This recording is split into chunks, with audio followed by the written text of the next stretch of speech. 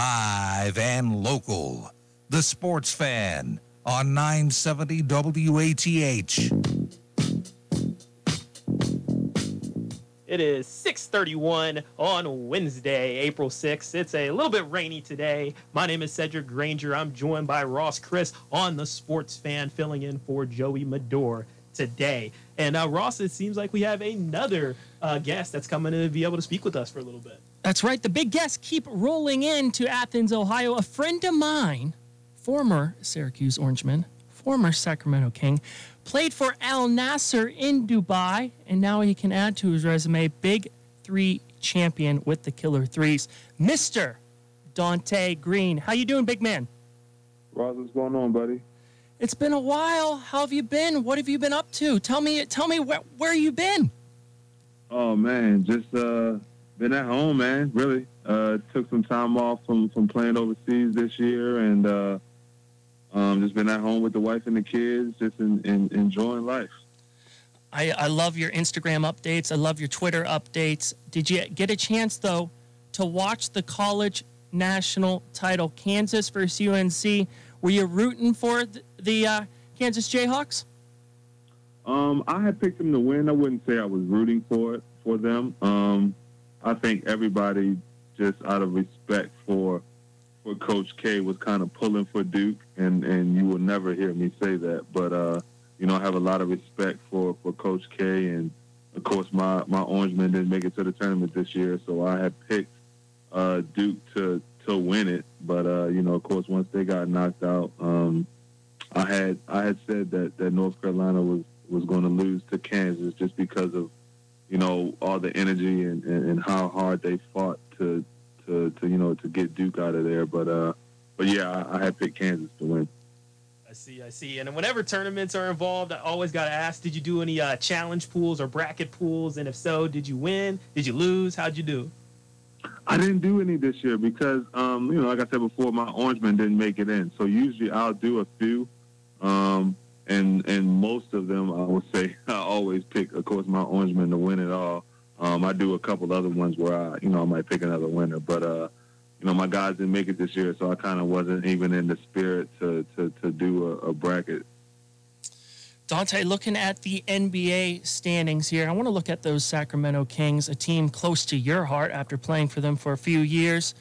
They're eliminated from playoff contention. It's been a rough ride for the Kings as of late in recent history. What does this team need to do to turn it around? Man, to be honest, that is the question of the century, really, with the Sacramento Kings. I don't even think I don't have an answer. I don't know who has the answer. We're always so close. Every year, it's always, this is our year, especially at the beginning of the year. Definitely always a talented team. It's just, the NBA is really that tough, and if you don't have the right guys in place with the right leadership and team, coaching staff leading them, it could be a long season. And, it's another long season for them. But, it's a lot of teams. You got the Lakers that's had a long season, and they put together a phenomenal team on paper. It just didn't translate over to the court. Yeah, it's a really frustrating limbo territory, and throughout my lifetime, I've only been on this world since 2001, so most of these seasons that I've gotten to see in the NBA, the Sacramento Kings have never been relevant, and they've always been in that tier where it's like you're not getting the first pick in the draft and winning the draft lottery, but it's in that tier where you're just missing the playoffs by a couple of games, and it's a really frustrating tier, I can imagine. But back from your playing days, you've gotten to play against a lot of great players in this league, lots of legends, and just I want to ask, what was it like playing against Kobe Bryant?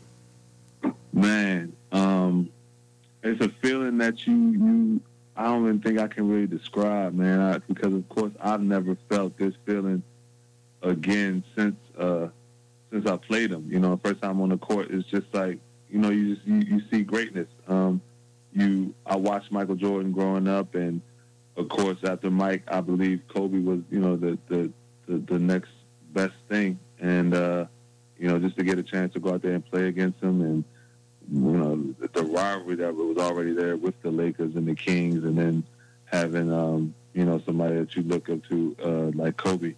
It was an incredible feeling, man, and it was always a moment that I tell my kids about. My oldest was able to be at a couple of the games when we played against them. So it's great, man. You know, Kobe, rest in peace to the Mamba. But you know, it's definitely a GOAT. Taking a look at this year's standings out there in the West, the number 1 seed Phoenix Suns are looking like they are on fire this year on the road to the championship. Does Chris Paul get the NBA championship this year, Donte? I thought that he would have got it last year. I'm definitely pulling for him to get it this year. You know, right now I think in the West is between them and Golden State. If they could, you know, get their stuff together. You have a lot of good teams in the West, as far as you know, Utah and Denver, and you know, they can't even count out the Clippers. They've been hooping without their 2 superstars. But you know, the West is back tough, man. You got Kevin Durant, and Kyrie in Brooklyn, and you got Miami. It was just a solid team. They play a lot of team ball. Joel Embiid, and then you can't count out Giannis, man. So I don't know. It's tough this year. I think somebody in the East is going to win it. I want Chris Paul and them to win it, but man, the East is looking good again, man. It's strong. Yes, it is. I'm a big fan of Chris Paul. I'm a big fan of his game, and I've been hoping that he'd be able to get a ring from his time at the Clippers. Also, the season he had with the Rockets, where they were so close. They were so close to being able to make it, but injury was the thing that ended up derailing their run there. But even this year, it's still going to be tough sledding. Phoenix, they had a great regular season, but the team that I am saying is like the dark horse is Memphis with Ja Morant and the Grizzlies. If they can be able to get it going, and if they can be able to pull off some wins over the Phoenix Suns when they get to match up, and I'm hoping they get to match up in the playoff. I think it could be a possible chance for Ja Morant to be able to make some noise and put his name out there in terms of being able to compete for championships. But going back to your time in college, Donte, especially playing for Syracuse, I know you played in some big games. You played back in the original Big East, which, again, I only got to see a little bit of that time when I was a child, and getting to see the rivalry between Georgetown and Syracuse. Just tell me about Big East basketball back then. Man, Big East basketball was, to me, the best conference in the country for sure. Just from the standpoint of the talent that we had, the physicality, just the legendary teams. Just I mean, it was so much history in the Big East. It was just, you know, it was an honor to be able to say I played in it, and to definitely play for a Hall of Famer in Coach Boeheim.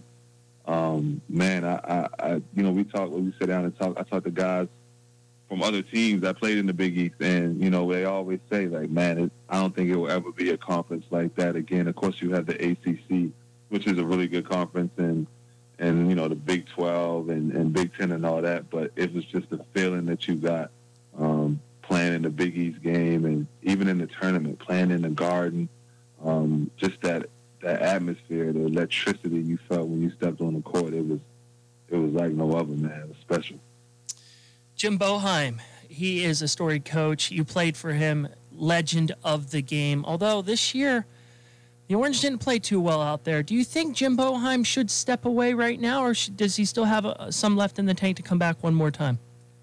I don't know, man. He's the Famer. We call him the Famer. The Famer is a fighter, man, and he really loves the game, man. His life revolves around basketball. So I know, you know, his 2 boys, Jimmy and Buddy, their careers are over now, and I think that you know, he might hang it up soon, but you never know, man. I remember 5-6 years ago, he was saying that he was only going to go another year or 2 and be done. And you see he's still out there now, so it's really up to him. I know that we have great coaches in place, and to help get the team back to, I think, where they need to be at. But man, it's up in the air. It's like Coach Boeheim is like Tom Brady, man. He might come out and say he's going to retire, and then next week later he's right back out there recruiting. So you never know. You truly never know. And these guys are legends. Just having my dad explain to me a little bit about all these coaches that were around when he was a kid and that are still around now throughout my childhood and throughout my teenage years and early adulthood. Syracuse has always been one of those programs that's been at the forefront of college basketball. They've had some legendary games in the Carrier Dome, and just being able to see that atmosphere, especially when they battle Duke or battle any of the other ACC opponents nowadays, it's just fantastic to see. But once again, like thinking back throughout your career, Donte, what are some of the games that have really stood out to you, or times where like maybe you had your best game or most memorable game that you got to be a part of?